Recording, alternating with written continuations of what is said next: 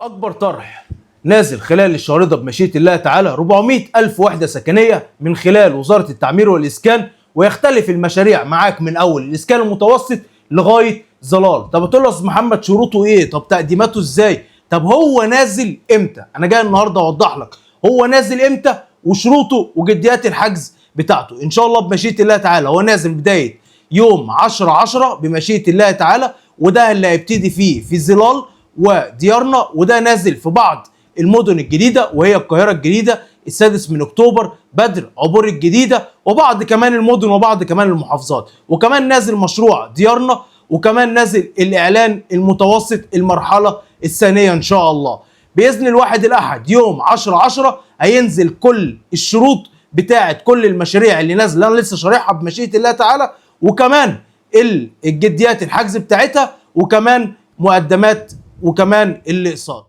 تابعونا ان شاء الله بمشيئة الله تعالى، هننزل كل الشروط وان شاء الله باذن الله هنوفقكم بكل جديد.